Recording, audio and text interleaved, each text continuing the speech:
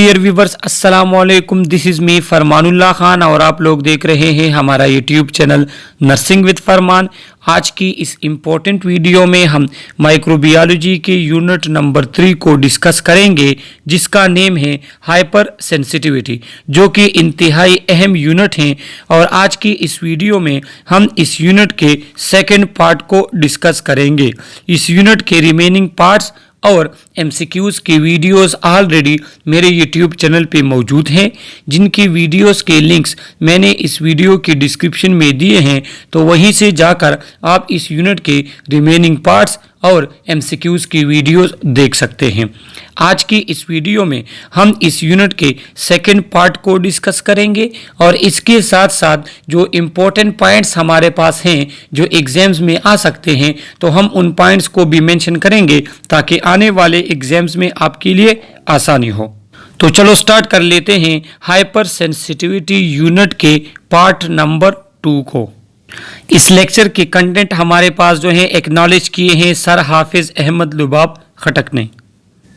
तो इस यूनिट का सेकंड पार्ट स्टार्ट करने से पहले मैं आप लोगों को सिंपल सा बता दूं कि ये यूनिट हमारे पास हाइपर सेंसिटिविटी का है।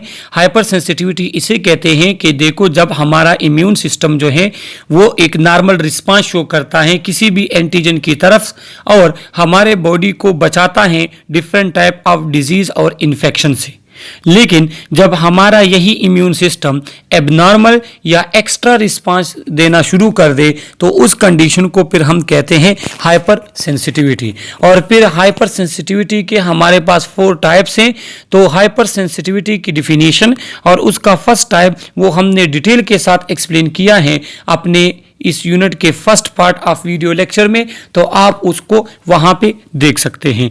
आज हम एक्सप्लेन करेंगे टाइप 2 साइटोटॉक्सिक रिएक्शन और इसके साथ टाइप 3 को भी हम हाफ पढ़ेंगे। टाइप 2 जो है ये हमारे पास हाइपर सेंसिटिविटी का टाइप है, हाइपर सेंसिटिविटी रिएक्शन का टाइप है। इसको साइटोटॉक्सिक क्यों कहते हैं? क्योंकि इसमें सेल की लाइसिस होती है, सेल की ब्रेकडाउन होती है, इस वजह से इसको साइटोटॉक्सिक रिएक्शन भी कहते हैं। आप लोग MCQs के लिए याद रख लें। बाकी आगे स्लाइड्स में डिटेल आ रही है, फिर आपको पता चल जाएगा, समझ आ जाएगा कि इसको साइटोटॉक्सिक हम क्यों कहते हैं। अब इसके जो बेसिक कैरेक्टरिस्टिक्स हैं टाइप 2 रिएक्शन के, तो कहते हैं कि they are also called antibody mediated cytotoxic hypersensitivity. देखो, इस यूनिट के फर्स्ट वीडियो पार्ट में मैंने आप लोगों को बताया था कि जो हमारे पास हाइपर सेंसिटिविटी के 4 टाइप्स हैं। तो 4 टाइप्स में से पहले 3 जो हमारे पास टाइप्स हैं तो वो एंटीबॉडी मीडिएटेड हाइपर सेंसिटिविटी इनको कहते हैं। तो इसको भी हम antibody mediated cytotoxic hyper sensitivity कहते हैं। ये मेनली 2 चीजों से बना है। एक ये है कि 2 basic characteristics antibody mediated and cytotoxic reaction. इसमें मेनली 2 चीजें हैं। एक तो ये है एंटीबॉडी मीडिएटेड, मतलब ये है कि इस रिएक्शन में एंटीबॉडीज इन्वॉल्व होती हैं हमारे बॉडी की। दूसरा ये है, इसको साइटोटॉक्सिक रिएक्शन कहते हैं। तो ये 2 आपको आगे स्लाइड्स में फिर क्लियर हो जाएगा कि ये एंटीबॉडी मीडिएटेड का क्या मतलब है और साइटोटॉक्सिक रिएक्शन इसको क्या कहते हैं। These are essential component of type 2 hypersensitivity और type 2 hypersensitivity इन 2 चीज़ों से मिलके बना होता है, जिसमें एंटीबॉडीज भी इन्वॉल्व होते हैं और साइटोटॉक्सिक रिएक्शन होते हैं जिससे सेल की लाइसिस होती है। Antigen is fixed as part of intrinsic tissue. इसमें क्या होता है कि एंटीजन आपके पास फिक्स होता है, मतलब वो जिस भी सेल के साथ अटैच हो जाता है तो वो फिक्स होता है उसी सेल के साथ। वो एंटीजन हमारे बॉडी में सर्कुलेट नहीं होता। क्यों? क्योंकि अगर एंटीजन हमारे बॉडी में सर्कुलेट होता है तो वो अलग टाइप है हाइपर सेंसिटिविटी का, जो आगे जो है हम एक्सप्लेन करेंगे, जो कि इस यूनिट के 3rd यानी लास्ट पार्ट में हमने एक्सप्लेन किया है। तो इसमें एंटीजन क्या होता है, फिक्स्ड होता है और टिश्यू का एक पार्ट हो जाता है, मतलब सेल के ऊपर अटैच होता है, उसके साथ फिक्स होता है। जिस तरह हमारे पास ड्रग मोडिफाइड आरबीसीज होते हैं, जो आगे जाके हम पढ़ेंगे कि मेडिसिन या ड्रग्स जो होते हैं वो आरबीसी के साथ अटैच हो जाते हैं, फिर हमारा इम्यून सिस्टम उस सेल की ब्रेकडाउन करता है। तो फिर अगर वो बंदा वो ड्रग यूज़ करेगा तो उस दौरान वो पर्सन क्या होता है, एनीमिया का शिकार होता है, मतलब उसके आरबीसी की ब्रेकडाउन होती है। जैसे ही उसका ब्लड खत्म, मतलब ड्रग खत्म हो जाए, वो मेडिसिन वो स्टॉप कर ले, तो फिर उसकी वो आरबीसी की डिस्ट्रक्शन स्टॉप हो जाती है, जिसको ड्रग इंड्यूस एनीमिया कहते हैं। वो आगे आ रहा है, उसको हम एक्सप्लेन करेंगे। Type 2 hypersensitivity involve IgG और IgM antibodies, not IgE are involve. MCQs के लिए याद रख लें कि टाइप 2 हाइपर सेंसिटिविटी जो है उसमें या IgG इन्वॉल्व होगा या IgM, ये हमारे पास एंटीबॉडीज के टाइप्स हैं। टाइप 1 में IgE इन्वॉल्व था, लेकिन यहाँ पे हमारे पास IgE इन्वॉल्व नहीं होता, यहाँ पे हमारे पास IgG या IgM इन्वॉल्व होते हैं। और ये सिंपल एमसीक्यूज जो अक्सर एग्जाम में आते हैं। Immune complex will be fixed in target tissue. इसमें जो इम्यून कॉम्प्लेक्स बनेगा, क्या मतलब कि एंटीजन एंटीबॉडी दोनों अटैच होंगे, ये इम्यून कॉम्प्लेक्स होता है। लेकिन वो इम्यून कॉम्प्लेक्स वो क्या होगा, फिक्स होगा टारगेट टिश्यू में। जिस टिश्यू या सेल को टारगेट होता है, उसको ख़त्म करना होता है, उसकी लाइसिस होती है, वहाँ पे वो इम्यून कॉम्प्लेक्स फिक्स होगा, वो बॉडी में सर्कुलेट नहीं होगा। देखो, एक ये चीज़ हो गई और एक ये हो गई। तो ये इसलिए इन्होंने फिक्स कहा है क्योंकि जब वो सर्कुलेशन स्टार्ट कर लेता है, इम्यून कॉम्प्लेक्स हमारे बॉडी में मूवमेंट करेगा, तो वो अलग टाइप है हाइपर सेंसिटिविटी का, जो आगे आएगा और हम एक्सप्लेन करेंगे। सही है।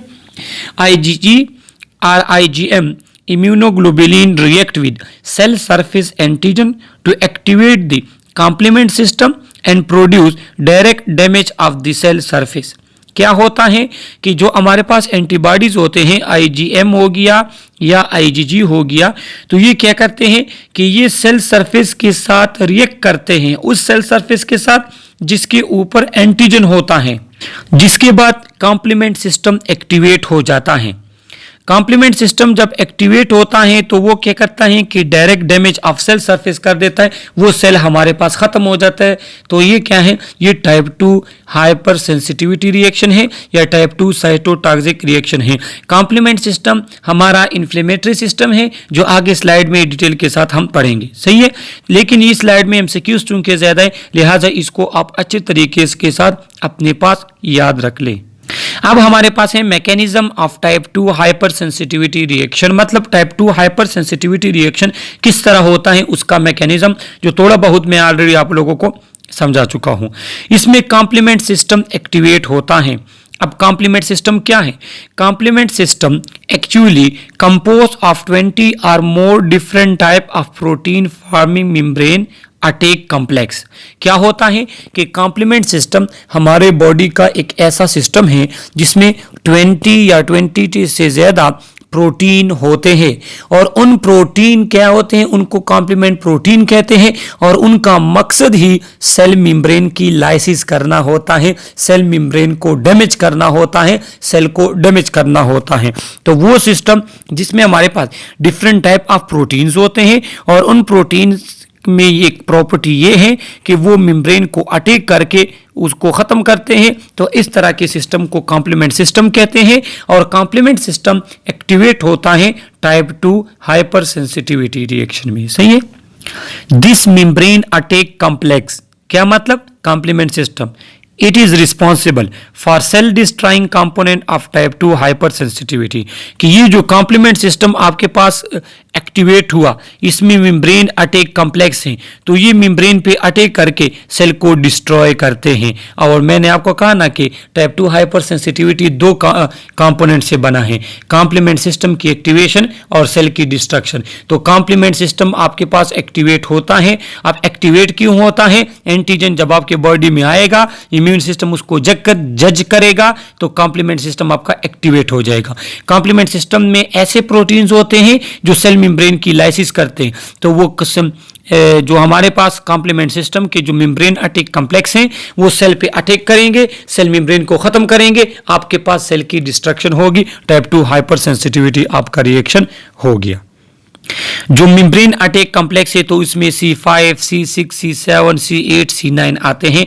ये ऐसे हमारे पास कॉम्प्लेक्स हैं जो कॉम्प्लीमेंट सिस्टम के, जिनका मेन काम क्या होता है, मेम्ब्रेन की ब्रेकडाउन होती है, डिस्ट्रक्शन होती है। Combination of these complement protein it is actually responsible to break down the host cell। जो सेल बाहर से आया है या जिस सेल के साथ एंटीजन अटैच है तो उसके सेल की ब्रेकडाउन में कौन इन्वॉल्व होते हैं, ये हमारे पास कॉम्प्लीमेंट प्रोटीन इन्वॉल्व होते हैं। Transfusion reaction and hemolytic disease of newborn are example of type 2 hypersensitivity। ये MCQs के लिए याद रख लें, अक्सर एग्जाम में ये MCQs आते हैं कि जो हमारे पास ब्लड ट्रांसफ्यूजन, वो कहते हैं ना ब्लड ने रिएक्शन कर लिया, तो जब ब्लड का रिएक्शन जो होता है वो बेसिकली हमारे पास टाइप 2 हाइपरसेंसिटिविटी होती है। दूसरी बात, जो hemolytic disease of newborn होता है, सही है, जो RH फैक्टर की वजह से होता है, जो आगे स्लाइड में आएगा हम एक्सप्लेन करेंगे, तो ये भी टाइप 2 हाइपर सेंसिटिविटी के टाइप हैं। लिहाजा इन दोनों को आप MCQs के लिए याद रख लें। एनाफाइलेक्टिक शॉक वगैरह जो था वो हमारे पास क्या था, वो टाइप 1 का था। यहाँ पे टाइप 2 का ट्रांसफ्यूजन रिएक्शन जो हो गए, ब्लड ट्रांसफ्यूजन रिएक्शन, और हीमोलाइटिक डिजीज जो हो गए, जो छोटे बच्चों में न्यूबॉर्न में होते हैं, तो वो क्या है, वो टाइप है हमारे पास टाइप 2 हाइपर सेंसिटिविटी की। अब ये हमारे पास मैकेनिज्म है जो ऑलरेडी मैं आप लोगों को बता चुका हूं कि ये हमारे पास टारगेट सेल है येलो, इसके ऊपर ये छोटा पिंक सा एंटीजन लगा हुआ है, इसके साथ क्या होता है, ये टारगेट सेल है हमारे पास। इसमें क्या होते हैं कि यहाँ पे FC रिसेप्टर्स होते हैं। FC स्टैंड करता है फ्रेगमेंट क्रिस्टलाइजेबल। ये वो रिसेप्टर हैं जिसके ऊपर हमारे बॉडी की एंटीबॉडी अटैच होती है। तो यहां पे ये टारगेट सेल, इसके साथ एंटीबॉडीज अटैच हो गए, इसके बाद हमारा कॉम्प्लीमेंट सिस्टम एक्टिवेट हो गया, ये ब्लू कलर का जो हमारे पास नजर आ रहा है। जब कॉम्प्लीमेंट सिस्टम हमारे पास एक्टिवेट हो जाता है तो वो क्या करता है कॉम्प्लीमेंट सिस्टम, कि वो C3 C4 ये कंपोनेंट रिलीज कर लेता है। जब ये कंपोनेंट रिलीज होते हैं तो हमारे पास एक कॉम्प्लेक्स सा बन जाता है, वो कॉम्प्लेक्स फिक्स होता है अपनी जगह पे, और थ्रू ऑस्मोटिक लाइसिस वो क्या करता है, उस सेल की ब्रेक डाउन करता है। तो ये पूरा के पूरा मैकेनिज्म है स्टेप वाइज किसका, टाइप 2 हाइपर सेंसिटिविटी रिएक्शन का। अब हमारे पास है हीमोलाइटिक डिजीज ऑफ न्यूबॉर्न, जो कि हमारे पास टाइप 2 हाइपर सेंसिटिविटी रिएक्शन की एक टाइप है, सही है। तो इसमें क्या होता है, मैं सिंपल सा आपको बता दूं कि अगर हमारे पास छोटा बच्चा या फीटस, जो माँ के पेट के अंदर जो बच्चा है, अगर उसका ब्लड ग्रुप पॉजिटिव है, RH फैक्टर पॉजिटिव है, और मदर का RH नेगेटिव है, तो क्या होता है कि अगर ये ब्लड मदर के उस बॉडी में चला जाता है, बच्चे का ब्लड, तो क्या होता है कि उसकी मदर की बॉडी एंटीबॉडीज प्रोड्यूस कर लेती है। तो पहला बच्चा तो सही हो सलामत हो जाता है, उसमें कोई इशू नहीं होता। लेकिन जब दूसरा बच्चा, दूसरी सेकंड प्रेगनेंसी जब होती है, तो उसमें क्या होता है, उसमें ये होता है कि मदर के बॉडी में ऑलरेडी एंटीबॉडीज बन चुके हैं। अगर वो बच्चा RH पॉजिटिव होता है तो मदर क्या होती है, उसका एंटीबॉडीज उस पर अटैक करती है और फिर बच्चे की डेथ होती है।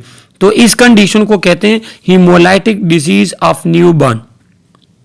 अब यहां पे आप देख लें कि this is where maternal IgG antibody specific for foetal blood group antigen cross the placenta and destroy foetal RBCs।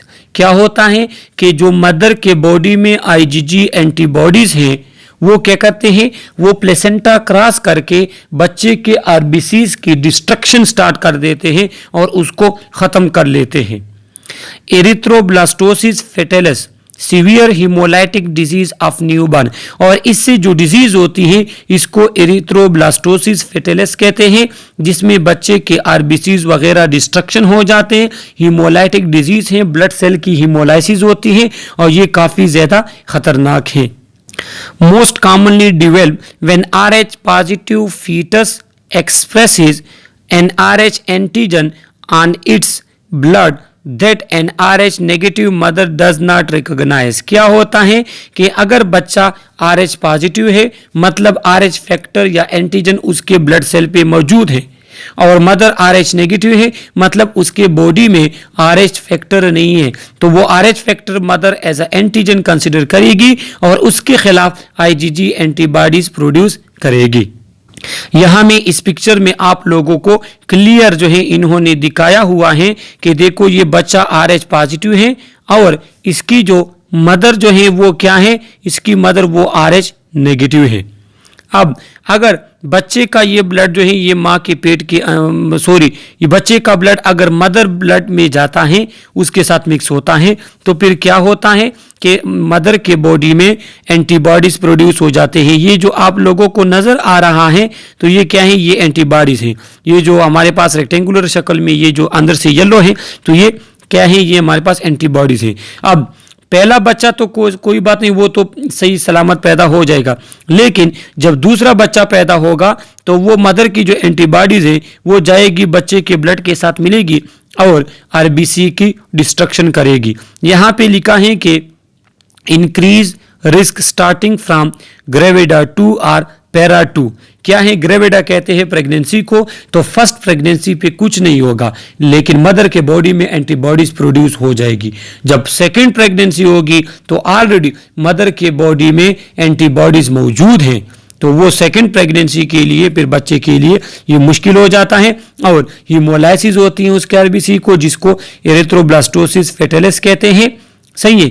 और इस कंडीशन में फिर क्या करना होता है, फिर जैसे ही फर्स्ट प्रेगनेंसी होगी मदर को क्या किया जाता है, उसको इंजेक्शन लगा दिया जाता है, जिसका काम ही ये होता है कि उसका इम्यून सिस्टम एंटीबॉडीज प्रोड्यूस ना करे RH फैक्टर के खिलाफ।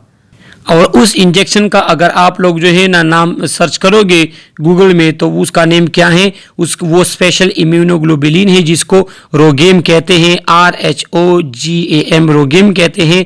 तो क्या है कि उस कंडीशन में फिर मदर के बॉडी में एंटीबॉडीज नहीं प्रोड्यूस होते और सेकंड जो चाइल्ड होता है उसके लिए फिर रिस्क नहीं होता। सही है। तो इस कंडीशन को एरिथ्रोब्लास्टोसिस फेटलिस कहते हैं और ये हमारे पास टाइप 2 हाइपर सेंसिटिविटी या टाइप 2 हाइपर सेंसिटिविटी रिएक्शन का वो एग्जाम्पल है, आप लोगों को पता हो। सेकंड हमारे पास है ड्रग इंड्यूस्ड हीमोलाइटिक इनीमिया, जो मैं आप लोगों को पहले बता चुका हूं कि ये किसे कहते हैं कि this is where certain antibiotics can absorb non-specifically to the protein on RBC membranes। क्या होता है कि RBC, ये हमारे पास RBC है, इसके ऊपर कुछ एंटीबायोटिक क्या हो जाते हैं, अटैच हो जाते हैं, जो हमारे बॉडी के लिए क्या होते हैं, एज अ एंटीजन का काम करते हैं। सही है। ये इसके एग्जाम्पल पेनिसिलिन, स्ट्रेप्टोमाइसिन, ये एंटीबायोटिक हैं जिसमें क्या होता है, जिसमें ये एंटीबायोटिक प्रोटीन जो RBC के ऊपर हैं उसके साथ ये अटैच होते हैं। फार्माकोलॉजी 3rd और 4th सेमेस्टर में आप लोग और भी इसके रिलेटेड बहुत सी चीज़ें पढ़ लोगे कि हमारे पास ड्रग्स के साइड इफ़ेक्ट या एडवर्स इफ़ेक्ट कौन कौन से होते हैं। तो कुछ मेडिसिन के साइड इफ़ेक्ट होते हैं जिसको हम कम कर सकते हैं लेकिन उसको फुल ख़त्म नहीं कर सकते, और वो तब तक होते हैं जब तक वो मेडिसिन उस पर्सन को मिलते हैं। When drug is withdrawn, the hemolytic anemia disappear। अब ये मेडिसिन एक पर्सन यूज कर रहा है, उस दौरान उसको हीमोलाइटिक इनीमिया होता है। जैसे ही ये मेडिसिन खत्म हो जाती है या वो यूज करना खत्म कर देते हैं तो फिर उसका वो इनीमिया खत्म हो जाता है, वो पर्सन फिर नॉर्मल हो जाता है। Drug reaction, drug bind to RBC surface and antibodies against drug bind and cause lysis of RBC।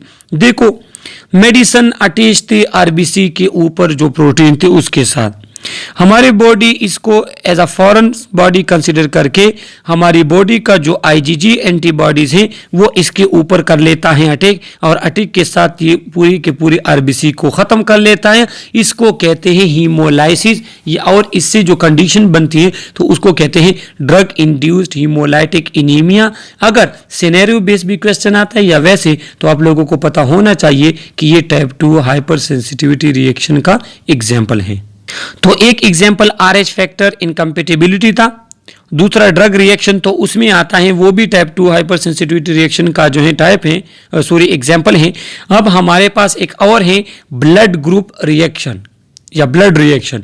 देखो अगर हम जब भी ब्लड लगाते हैं किसी भी पेशेंट को, तो जिस पेशेंट से ब्लड लिया है और जिस पेशेंट को लगाना है, दोनों का ब्लड ग्रुप जो है वो क्रॉस मैचिंग उसकी होती है।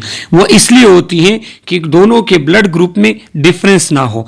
अगर दोनों के ब्लड ग्रुप में फर्क हुआ तो उससे क्या होगा, ब्लड रिएक्शन होगा, जो कि टाइप 2 हाइपर सेंसिटिविटी का एग्जाम्पल है, और वो रिएक्शन टाइप 2 हाइपर सेंसिटिविटी ही कहलाता है। ABO blood group, ABO blood group का मतलब blood group A, blood group B, O positive, O negative, A positive, O B positive, A B positive, ये सारे इनको एबीओ ब्लड ग्रुप सिस्टम कहते हैं ना। If individual transfuse with blood of the same group possessing the same antigen on the surface of cell, their immune system will not recognize them as a foreign and will not reject them। अगर हम जो है किसी person को ऐसा blood group लगाते हैं जो उसके बॉडी के ब्लड ग्रुप के साथ मैच करता है, तो कोई बात नहीं, वो ब्लड हम लगा लेते हैं, हमारा इम्यून सिस्टम उसके फॉरेन बॉडी रिकॉग्नाइज नहीं करता और ब्लड जो है वो पर्सन के बॉडी में चला जाता है। However, they are given different blood group, their immune system will generate antibody to foreign antigen and destroy the transfused cell। लेकिन अगर हमारे पास अगर किसी पर्सन को हम ब्लड ग्रुप ऐसा लगाता है जो उसके बॉडी से रिलेटेड या उसके बॉडी का ब्लड ग्रुप नहीं होता, तो उस कंडीशन में क्या होता है कि वो जो ब्लड हमने लगाया हुआ है उस पे ऊपर हमारा इम्यून सिस्टम अटैक कर लेता है और उस सेल्स की लाइसिस कर लेता है, उस सेल को ख़त्म करना स्टार्ट कर लेता है, जो कि ड्रग रिएक्शन के फॉर्म में शो होता है, ब्लड रिएक्शन के फॉर्म में होता है, और हम कहते हैं कि इस ब्लड ने इस पर्सन पे रिएक्शन किया, जो कि काफी ज्यादा खतरनाक होता है। This is the basis of transfusion reaction, the two blood types, the donor and recipient are incompatible. अब इसको कहते हैं कि ब्लड ट्रांसफ्यूजन रिएक्शन, और इसमें क्या है कि दोनों पर्सन का जो ब्लड दे रहे हैं जिसको डोनर कहते हैं, जो ब्लड ले रहे हैं उसको रेसिपिएंट कहते हैं, दोनों का ब्लड जो है वो इनकम्पेटिबल है, मतलब वो मैच नहीं करता। तो ये जो ब्लड ग्रुप रिएक्शन है ये भी टाइप 2 हाइपर सेंसिटिविटी की एक टाइप है। सही है, एग्जाम्पल है। अब हमारे पास ये इंपॉर्टेंट स्लाइड है कि compare type 1 and type 2 hyper sensitivity. Type 1 hyper sensitivity already हम इस यूनिट के फर्स्ट पार्ट में एक्सप्लेन कर चुके हैं, जिसका वीडियो लेक्चर ऑलरेडी मेरे यूट्यूब चैनल पे मौजूद है। अब टाइप 2 का हम कंपैरिजन करेंगे टाइप 1 के साथ। यहाँ पे हमारे पास IgE एंटीबॉडीज इन्वॉल्व होते हैं, टाइप 2 में IgG और IgM एंटीबॉडीज इन्वॉल्व होते हैं। दूसरा ये है कि केमिकल मीडिएटर आर इन्वॉल्व, इसमें केमिकल मीडिएटर इन्वॉल्व होते हैं। केमिकल मीडिएटर हमारे पास केमिकल्स होते हैं जो क्या करते हैं, जो टाइप 1 हाइपर सेंसिटिविटी रिएक्शन काज करते हैं, जबकि टाइप 2 हाइपर सेंसिटिविटी रिएक्शन में कॉम्प्लीमेंट सिस्टम इन्वॉल्व होता है जो सेल लाइसिस कराता है, जिसमें हमारे पास क्या होते हैं, प्रोटीन कॉम्प्लेक्सेस होते हैं जो क्या करते हैं, जो सेल मेम्ब्रेन को डिस्ट्रॉय करके सेल लाइसिस कराते हैं। सही है। टाइप 1 को हम एलर्जिक रिएक्शन भी कहते हैं, जिसके साथ स्किन जो है वो रेड हो जाता है, खारिश सी स्टार्ट हो जाती है, वहाँ पे आपको रिस्पायरेटरी प्रॉब्लम स्टार्ट हो जाते हैं, जो कि हम ऑलरेडी एक्सप्लेन कर चुके हैं, जो एलर्जिक रिएक्शन है, जो इस यूनिट के फर्स्ट पार्ट में हम एक्सप्लेन कर चुके हैं। लेकिन टाइप 2 में कोई भी एलर्जिक रिएक्शन आपके पास नहीं होता। टाइप 1 में कोई भी कॉम्प्लीमेंट सिस्टम इन्वॉल्व नहीं होता, जबकि टाइप 2 में कॉम्प्लीमेंट सिस्टम पूरा के पूरा इन्वॉल्व होता है। तो ये कुछ डिफरेंसेस हैं टाइप 1 और टाइप 2 हाइपर सेंसिटिविटी। इससे आप लोगों का अगर क्वेश्चन आता है आपके पेपर में, मिड एग्जाम है या KMU के अलावा बाकी जितने भी यूनिवर्सिटीज़ वगैरह हैं पाकिस्तान या पाकिस्तान से बाहर, तो उसमें अगर आपका शॉर्ट क्वेश्चन आता है तो ये चीज़ें आप लिख लें तो आपको शॉर्ट क्वेश्चन के पूरे मार्क्स मिलते हैं। तो ये टाइप डिफरेंसेस जो हैं आप लोगों ने याद रखने हैं MCQs के लिए और एग्जाम पेपर के लिए, सब्जेक्टिव पेपर अगर होता है। अब हमारे पास है टाइप 3 इम्यून कॉम्प्लेक्स रिएक्शन या टाइप 3 हाइपर सेंसिटिविटी। तो इस टाइप 3 हाइपर सेंसिटिविटी को हम हाफ इस वीडियो में पढ़ते हैं, और टाइप 3 हाइपर सेंसिटिविटी हाफ और टाइप 4 हाइपर सेंसिटिविटी वो हमने इस यूनिट के 3rd वीडियो लेक्चर में कवर किया है। तो ये 3 वीडियोस देख के आप इस यूनिट को अच्छे से समझ सकते हैं। टाइप 3 हाइपर सेंसिटिविटी, इसको इम्यून कॉम्प्लेक्स हाइपर सेंसिटिविटी भी कहते हैं। अब इम्यून कॉम्प्लेक्स क्यों कहते हैं तो वो आगे स्लाइड में क्लियर हो जाएगा। इसके कुछ बेसिक कैरेक्टरिस्टिक्स हैं कि एंटीजन में बी exogenous and endogenous and free. इसमें क्या होता है कि एंटीजन बाहर का आया हुआ भी हो सकता है, एक्सोजीनियस एंटीजन आपके अपने बॉडी का भी हो सकता है, और इसमें एंटीजन जो होते हैं वो फ्री होता है, बॉडी में सर्कुलेट होता है। जो मैंने आपको कहा कि टाइप 2 में फिक्स एंटीजन था, यहां पे एंटीजन फ्री होता है। एंटीबॉडी में भी आईजीजी और आईजीएम, इसमें एंटीबॉडी आईजीजी भी हो सकती हैं या आईजीएम भी हो सकती हैं, जिस तरह टाइप 2 हाइपर सेंसिटिविटी में था, सही है। लेकिन एंटीबॉडीज भी आपके पास फ्री होंगी जो कि ब्लड में सर्कुलेट करेंगी। Formation of antigen antibody complex, जिसको इम्यून कॉम्प्लेक्स कहते हैं, डिपॉजिट फॉर्मेशन। तो देखो टाइप 3 हाइपर सेंसिटिविटी को इम्यून कॉम्प्लेक्स रिएक्शन भी कहते हैं, वो इस वजह से कि इसमें जो एंटीजन होता है, एंटीबॉडी होते हैं, ये आपस में अटैच हो जाते हैं और एक कॉम्प्लेक्स बना लेता है, और ये कॉम्प्लेक्स आपके बॉडी में सर्कुलेट होता है। तो एंटीजन एंटीबॉडी के कॉम्प्लेक्स फॉर्मेशन की वजह से टाइप 3 हाइपर सेंसिटिविटी रिएक्शन को इम्यून कॉम्प्लेक्स रिएक्शन भी कहते हैं। Activation of complement system like C5a and C3a complement protein activation, इसमें complement system की activation भी होती है, जिस तरह हमारे पास टाइप 2 हाइपर सेंसिटिविटी में होती थी, सही है। और इसमें ये दो हमारे पास क्या होते हैं, कॉम्प्लीमेंट प्रोटीन इन्वॉल्व होते हैं। ये क्रॉनिक इन्फ्लेमेशन काज करता है। इन्फ्लेमेशन हमारे बॉडी का इन्फेक्शन की तरफ जो रिस्पांस है उसको इन्फ्लेमेशन कहते हैं। तो ये हमारे पास इन्फ्लेमेशन काज होता है टाइप 3 हाइपर सेंसिटिविटी रिएक्शन में। एमसीक्यूज के लिए आप लोग याद रख लें। जबकि टाइप 2 में सेल की लाइसिस होती थी, वहां पे उसमें ऐसा एज सच इन्फ्लेमेशन काज नहीं होता था जो कि हमारे पास टाइप 3 हाइपर सेंसिटिविटी रिएक्शन में होता है। द रिएक्शन में take 3 to 10 hours after exposure to antigen. चूंकि ये क्रॉनिक इन्फ्लेमेशन है, इसमें कॉम्प्लेक्सेस वगैरह बनते हैं, तब ये इन्फ्लेमेशन काज होता है। लिहाजा टाइप 3 हाइपर सेंसिटिविटी रिएक्शन जो है ये 3 से लेके 10 घंटे लेते हैं ये रिएक्शन स्टार्ट होने में। तो ये आप एमसीक्यूज के लिए याद रख लें, क्योंकि ये रिएक्शन जो है ये क्रॉनिक है, ये इमीडिएट रिस्पांस नहीं होता किसी भी एंटीजन की तरफ। तो ये 3 से लेके 10 घंटे तक ले सकते हैं, सही है। Large amount of immune complex can lead to tissue damage, type 3 hypersensitivity reaction. देखो जब हमारे पास लार्ज अमाउंट ऑफ कॉम्प्लेक्सेस बन जाते हैं तो ये क्या करते हैं, ये टिश्यू डैमेज करते हैं, टिश्यू की डैमेजिंग स्टार्ट हो जाती है, और इस तरह ये टाइप 3 हाइपर सेंसिटिविटी रिएक्शन हमारे पास शो हो जाता है, सही है। तो इस स्लाइड का हर एक लाइन आपको याद होना चाहिए, एक या दो एमसीक्यूज इस स्लाइड से आपके पास आ सकते हैं। इम्यून कॉम्प्लेक्स डिपॉजिट किसे कहते हैं, combination of antigen and antibody. Antigen और एंटीबॉडी आपस में जो है अटैच होते हैं। This combination is called immune complex and this combination is deposited at different body sites like this immune complex may be deposited at the kidney, under the skin, lungs, joints etcetera. This is called immune complex deposit. देखो immune complex कैसे बनता है, antigen और antibody आपस में attach होते हैं तो इम्यून कॉम्प्लेक्स बनाते हैं। अब ये इम्यून कॉम्प्लेक्स बॉडी में सर्कुलेट होता है और बॉडी के डिफरेंट जगहों पे ये डिपॉजिट हो जाते हैं, जिस तरह किडनी हो गई, स्किन हो गया, लंग्स वगैरह हो गए, जॉइंट हो गए, और इसकी ये डिपोजिशन फिर उस टिश्यू को डैमेज करना स्टार्ट कर लेती है। अगर किडनी में डिपॉजिट हो गए तो आपका फिल्ट्रेशन सिस्टम इफेक्ट हो सकता है। जॉइंट में हो गया तो आपके पास जॉइंट मोटिलिटी, जॉइंट पेन वगैरह होते हैं, जिस तरह हमारे पास रोमेटाइड आर्थराइटिस में होता है, जो कि इस हाइपर सेंसिटिविटी का एग्जाम्पल है, जो कि हमने थर्ड पार्ट में एक्सप्लेन किया है। तो ये इम्यून कॉम्प्लेक्स डिपॉजिट इनको कहते हैं।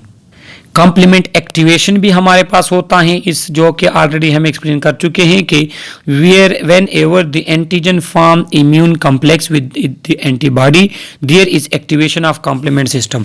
जैसे ही एंटीबॉडी एंटीजन के साथ अटैच होगा और इम्यून कॉम्प्लेक्स बनेगा तो आपके पास कॉम्प्लीमेंट सिस्टम जो कि इन्फ्लेमेटरी सिस्टम है वो आपके पास एक्टिवेट हो जाएगा। कॉम्प्लीमेंट सिस्टम में जो प्रोटीन होते हैं वो सेल मेम्ब्रेन की लाइसिस करते हैं, जो ऑलरेडी हम एक्सप्लेन कर चुके हैं। Specially activate C5a and C3a, complement protein 5a और कॉम्प्लीमेंट प्रोटीन 3a ये आपके पास बन जाते हैं और ये इन्फ्लेमेटरी प्रोसेस स्टार्ट कर लेते हैं, जो कि हमारे पास थर्ड कंपोनेंट है। थर्ड कंपोनेंट क्या मतलब, पहले आपके पास आएगा एंटीजन और एंटीबॉडीज, आपके पास पहले आपके पास एंटीजन और एंटीबॉडीज आएगा और ये एक कॉम्प्लेक्स बन जाते हैं। जब कॉम्प्लेक्स बन जाते हैं तो इसके बाद ये सेकंड आपके पास क्या होगा कि हमारे पास एंटीजन एंटीबॉडी कॉम्प्लेक्स होगा जिसको इम्यून कॉम्प्लेक्स कहेंगे। उसके बाद फिर आपके पास थर्ड क्या हो जाते हैं, हमारे पास कॉम्प्लीमेंट प्रोटीन, जो कॉम्प्लीमेंट सिस्टम ये एक्टिवेट होता है और कॉम्प्लीमेंट प्रोटीन हमारे पास स्टार्ट हो जाते रिलीज हो जाते हैं जो कि इन्फ्लेमेशन करते हैं। तो ये इस तरह तीन कंपोनेंट ये बनाते हैं। तो ये हमारे पास हाइपर सेंसिटिविटी यूनिट का सेकेंड पार्ट का वीडियो लेक्चर था। टाइप 3 हाइपर सेंसिटिविटी को हमने कंटिन्यू किया है यहाँ से अपने थर्ड वीडियो लेक्चर में, तो उसके लिए आप थर्ड वीडियो लेक्चर देख सकते हैं और उसकी वीडियो का लिंक मैंने इस वीडियो के डिस्क्रिप्शन में दिया है, तो वहीं जाकर आप जो है इसका थर्ड पार्ट देख सकते हैं। अगर आप लोग हमारे चैनल पे नए हैं तो चैनल को सब्सक्राइब करें और इन चैनल की वीडियोस के लिंक्स अपने फ्रेंड्स के साथ शेयर करें और उनको भी कह दें कि वो इस चैनल को सब्सक्राइब करें ताकि हर आने वाली वीडियो का नोटिफिकेशन आपको मिल सके। इंशाल्लाह आने वाले वक्तों में आप लोगों को हमारे चैनल पे अच्छी सी अच्छी वीडियो मिलेगी, चाहे वो नर्सिंग या हेल्थ से रिलेटेड हो, लेक्चर्स हो, MCQs हो या कोई और एक्स्ट्रा इंफॉर्मेशन हो या स्किल्स हो। Okay, thank you.